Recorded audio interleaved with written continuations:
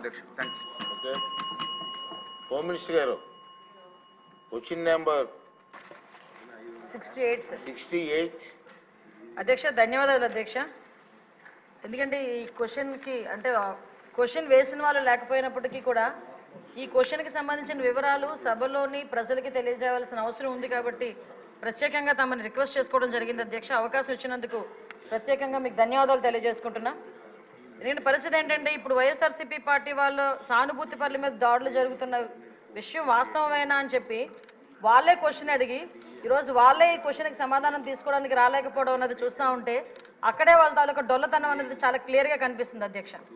ఎందుకంటే అధ్యక్ష ఉత్తరాంధ్రలోని ఒక సామెత ఉంటుంది అధ్యక్ష, అది ఇక్కడ చెప్పొచ్చో చెప్పకూడదో తెలియదు కానీ తప్పైతే క్షమించండి, తప్పైతే రికార్డులను తొలగించండి, తప్పు కాకపోతే మాత్రం ఉంచండి అధ్యక్ష. మొగుడిని కొట్టి మొగసాలు ఎక్కిందట ఇలా మాట్లాడతారు అధ్యక్ష ఉత్తరాంధ్రలోని కూడా. ఎందుకంటే కొట్టేసి ఎక్కడ దాక్కుంటారనమాట.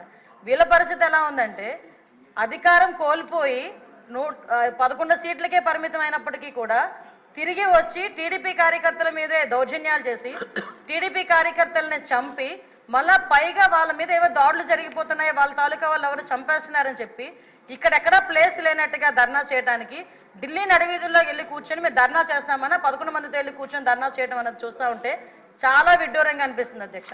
ఎందుకంటే ఈ మాట చెప్తున్నాను అధ్యక్ష, లాస్ట్ 5 సంవత్సరాలు అంటే మొన్న గవర్నమెంట్ వచ్చింది అతను టీడీపీ ఎన్డీఏ కూటమి వచ్చిన తర్వాత నుంచి ఈ రోజు వరకు పొలిటికల్ హత్యల్లో ఒక 4 హత్యలు జరిగితే ఆ 4 హత్యల్లో ముగ్గురిని తెలుగుదేశం పార్టీ కార్యకర్తలనే చంపేసిన పరిస్థితి కూడా మనందరికీ కూడా తెలుసు అధ్యక్ష.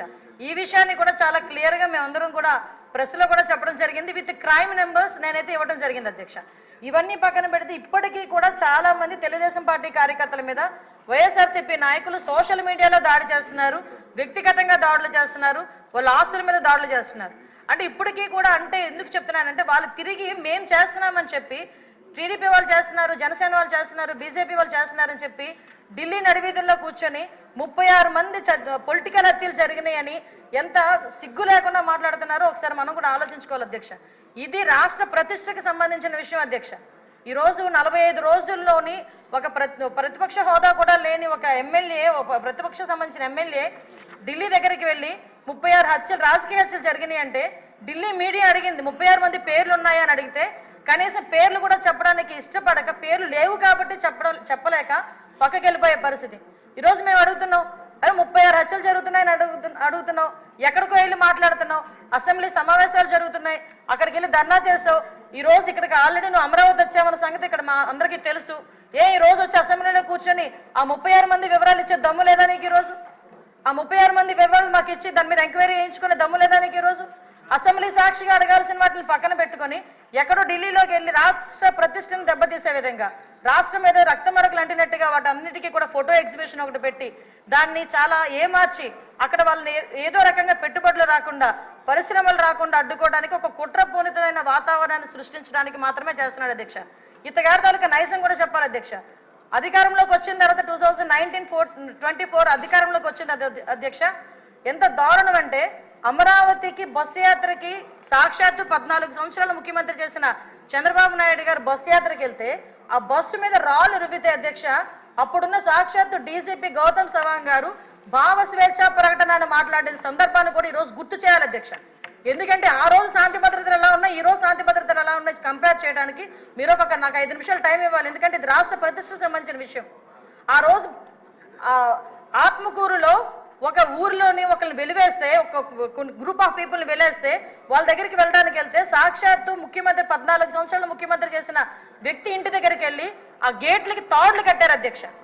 తాడులు కట్టడమే కాదు అధ్యక్ష, ఎల్జీ పాలిమర్స్ లో గ్యాస్ లీక్ అయితే వైజాగ్ వెళ్తే చంద్రబాబు నాయుడు గారిని వైజాగ్ ఎయిర్పోర్ట్ లోనే ఆపి ఎయిర్పోర్ట్ లో లిటరల్లీ చెప్పలు దాడి చేశారు. ఆ విషయంలో మొన్న నన్ను విష్ణుకుమార్ రాజు గారు కూడా క్వశ్చన్ చేశారు అధ్యక్ష, హోంమంత్రి ఏం చేస్తున్నారు అని.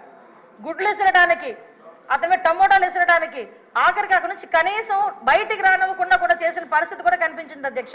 వీళ్ళు ఈ రోజు శాంతి భద్రతల గురించి మాట్లాడుతున్నారు అధ్యక్ష. ఇదే పవన్ కళ్యాణ్ గారు ఆ రోజు మన అమరావతి రైతుల గురించి అక్కడికి పాదయాత్ర కింద వెళ్తే ముళ్ళ కంచెలు అడ్డుగా వేశారు అధ్యక్ష. ముళ్ళ కంచెలు దాటుకొని పక్కకు తీసుకొని వెళ్ళిన పరిస్థితి. వైజాగ్ వెళ్తే వైజాగ్ రానివ్వకుండా నగర బహిష్కరణ చేశారు.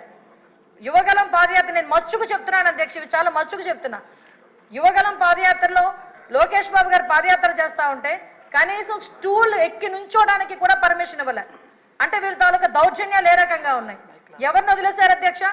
మీడియాను వదిలేశారా? లేదా జడ్జెస్ని వదిలేశారా? పారిశ్రామికవేత్తను వదిలేశారా? తెలుగుదేశం పార్టీ కార్యకర్తను వదిలేశారా? సామాన్య ప్రజలను వదిలేశారా? ఎవరిని వదిలేశారు అధ్యక్ష?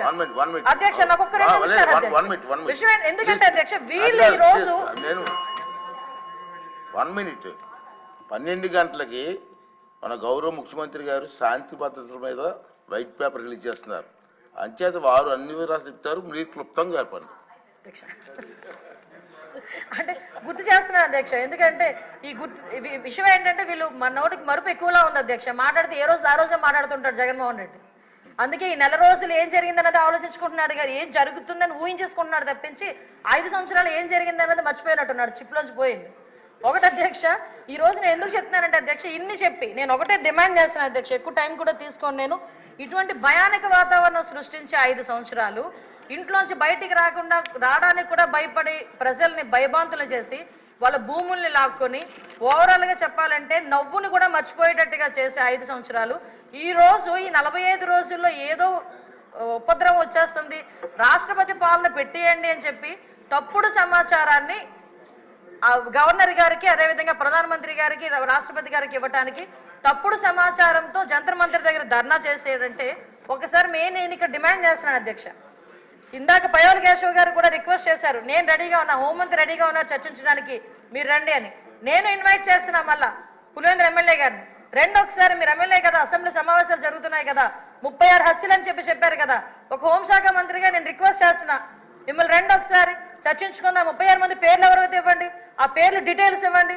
ఆ డీటెయిల్స్ ఇస్తే నేను మా డిపార్ట్మెంట్ వాళ్ళకి పంపించుకొని వాళ్ళ మీద యాక్షన్ తీసుకుంటాం, ఫర్దర్గా జరగకుండా చూసుకునే కార్యాచరణ చేస్తాం. అలాగని తప్పుడు సమాచారం ఇచ్చినట్టు దానికి తేలితే మేము ఏ చర్యలు తీసుకున్నా కూడా మీరు కూడా యాక్సెప్ట్ చేయాలి. దానికి యాక్సెప్ట్ చేసే ఉద్దేశం ఉంటే డెఫినెట్గా మీరు మాకు చెప్పండి.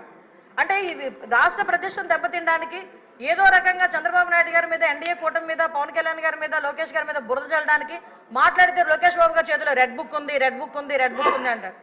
అరే రెడ్ బుక్ గురించి నీ కార్యకర్తలే పట్టించుకోవట్లేదు, నీకు మాత్రం నిద్ర రావట్లేనట్టుంది రెడ్ బుక్ గురించి ఆలోచించుకుంటా ఉంటే. విషయం ఏంటంటే ఆ రెడ్ బుక్ అనేది అవినీతి చేసిన వాళ్ళు, తప్పుడు పనులు చేసిన వాళ్ళ గురించి. ఈరోజు భుజాలు తడుముకుంటున్నారు, నాకు అర్థం కావట్లే. దయచేసి ఒకటే చెప్తున్నాను అధ్యక్ష, ఇటువంటి చవకబారు ఆరోపణలు గవర్నమెంట్ మీద చేసి చవకబారు ప్రశ్నలు వేసి రాష్ట్ర ప్రతిష్టను దెబ్బతీయకుండా ఉండే పరిస్థితి పులివెందుల ఎమ్మెల్యేకి రావాలని మనస్ఫూర్తిగా కోరుకుంటూ సెలవు తీసుకుంటున్నాను అధ్యక్ష. అందరికీ చెప్తండి, వచ్చిన అవరు సుదీర్ఘంగా సాగింది. మధ్యాహ్నం 12 గంటలకి